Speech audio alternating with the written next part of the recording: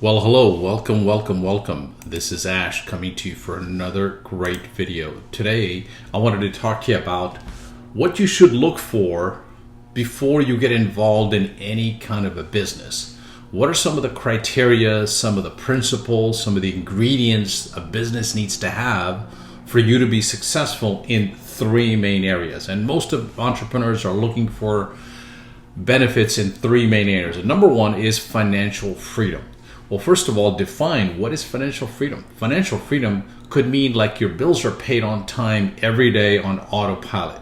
So for example, you shouldn't have to worry about what bill are you going to pay first, which one you're going to pay second, right? They're automatically paid. That's one of the signs of financial freedom. And the other thing is you have enough capital to invest in other things that would generate more income. See, the average person looks at $1 saying, okay, I need to use this dollar to pay my bills first, all right? That's important. But the entrepreneur-minded person, the one who thinks about financial abundance, looks to how to take that $1 and multiply it. So think like a business owner that's looking to multiply any income that comes to you. One of the ways to make sure you always have money in the bank is pretend you're living off of 90% of your income that's coming in. Whatever income comes into your household, whether it's from a job or business or you pick it up off the street, no matter what, pretend you're living off of 90% of that. The 10% you allocate it to a place where you're going to use it for building wealth, for building assets, purchasing businesses, starting businesses, using it for marketing, using it for hiring business tools, or even employees to grow your business, for inventory. That 10% is used off to the side. You don't even touch it. You live off the 90% of your income. And if you could do it from, let's say, even 70% of your income, that's even better. There's a book called by George S. Clason called The Richest Man in Babylon. And he talked about living off of 70% of your income. Now, this book has been written many, many years ago when we didn't even have credit cards back in those days, back in the 30s, I believe it is. So think about it today. When people are spending so much money on credit card, it's hard even to live off 100% of your income. Most people are living on 120% of their income. No joke. So one of the things you want to be thinking about is how you can live off 90% of your income and take that 10% and allocate it to a place where you could invest into a business, invest into something that would generate more income for you. So that's number one, financial freedom. Number two is you want to be focusing on getting a business that gives you time freedom. And this is big for most successful people that have a good job, that are making good money, but they just don't have the time, much like when I was. You were working 12 hours a day. That's like half a day, right? Only 12 hours, you still have another 12 hours to go. So you want to be looking for business that replaces you to a point that you don't have to be actively involved in running that job or that business. So this is changing from active income to passive income. And you can never really have 100% true passive income unless it's a business where it's more like an investment. So a business will require some activity for you to make money, at least in the initial stages. Once you've set up the business, it's running, then your involvement is limited. Think of a franchise, for example. How many times you walk into a fast food franchise and you see the owner standing there greeting you? No, it's a system. It's automated, most of it anyway. So they already have the menus lined up. They already have the system lined up. There's a drive-through. The employees know exactly what to say. Would you like to supersize this? They already are set up. So a business that has a process and a systematic approach, a little bit like a cookie cutter, provides time freedom, because some things you don't have to keep doing over and over again, right? It's on automation. A funnel, for example, a sales funnel could be an automation as well, right? So time freedom is number two you're looking for. And number three you're looking for in a business is ability to do this from anywhere. So you're not tied down, you're not landlocked in a specific location. Well, the power of the internet allows us to move around and run the business from anywhere in the world with the power of the internet, with a screen in front of us that kind of shows us how the business is running. And today, even bricks and mortar businesses are becoming more location freedom, where they have cameras, they can see how their business is running. Obviously, with it's a little difficult there because you still need to be involved because it's a bricks and mortar business. But internet businesses like affiliate marketing or digital marketing, or even anything, even like businesses where you don't have to physically be involved every day, you could have it as a location-free business. So 3 things to summarize what we talked about, what we're looking for. We want a business that gives us financial freedom, time freedom, and location freedom.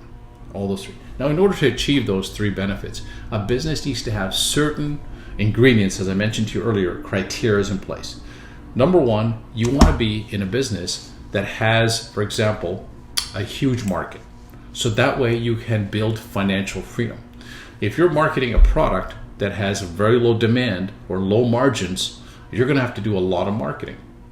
I'll give you an example. If you are marketing horse buggy whips these days in 2024, your market is very, very low. Who's going to buy horse buggy whips? Very few, maybe some equestrian clubs and maybe organizations like that. However, 150 years ago, back in the 1850s, that was a huge market. So you could be making a lot of money. So you want to be in a business that has products or services that has a demand, and you can make a hefty profit off of it. There's products like that out there that you can market. Number 2, you want to be in a business that has a system already in place, like a conveyor belt, something you set up. It's like a franchise model. It's already been proven to work. People have money in it. Have made money in it already. That's number 2. Number 3, you want to be in a business that's been able to be purely on the internet. You don't need to inventory products. You don't need to be landlocked. You need to be able to do this from a phone or a laptop or a computer anywhere in the world. Okay, so those are the 3 main criteria you need to have. But to do that, you want to be working, for example, I'll give you an analogy. With somebody who's already been successful at this, I'll give you an example of that. Imagine you wanted to fly a plane. You want to be next to an instructor who's had thousands of flight hours without any incidents. Okay, someone who knows how to fly a plane. And imagine sitting next to them and they're flying this, and there's also a co-pilot back there just in case he has a heart attack or something, right? So you've got the team here, 2 of them, maybe 3 of them, and you're watching them and you're sitting next to them and they're teaching you, okay, touch this or hit that button, do this, and you're watching them as it happens. And you do this over and over and over again. What would happen to your pilot skills? That's right, you'd be able to fly a plane eventually, right? That's number 1. So you want to have somebody who's going to work with you and train you almost like a partnership, all right? You're in the same boat.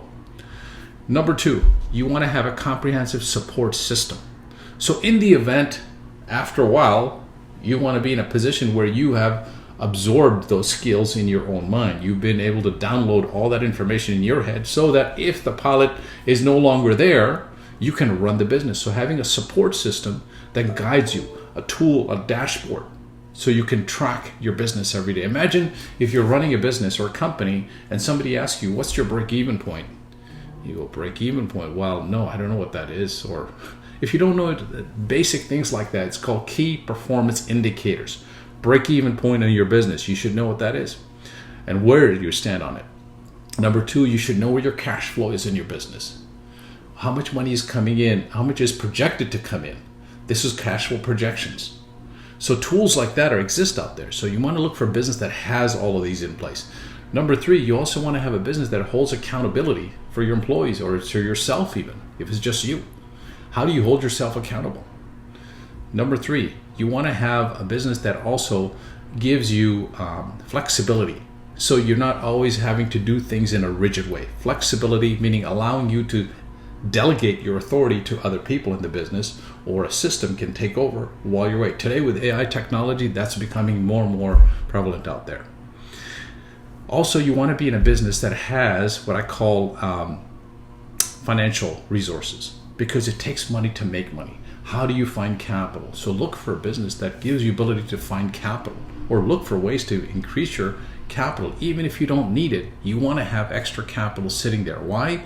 Because guess what? When you have money in the bank, it somehow attracts more money. It's a true fact. I've seen it happen when you have money in the bank, and you always want to have a cushion. So if you need, let's say, $50,000 to start a business, you should always allocate for 10% more or 20% more, depending on the type of business. Probably like $60,000 you want to have, or $65,000. That's way you always have money in the bank, and you don't necessarily have to use that money to run your business all the time. You use small portions of it. That way the generation of the revenue coming in will somehow start to accumulate and build your financial nest egg. Right.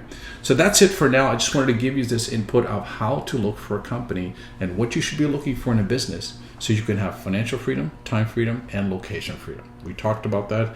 Rewind this video, watch it again. I hope that you have a great day. Thanks for being here. Make sure you subscribe to my channel and share this video so that somebody else can benefit from this as well. We wish you a great day. Bye-bye.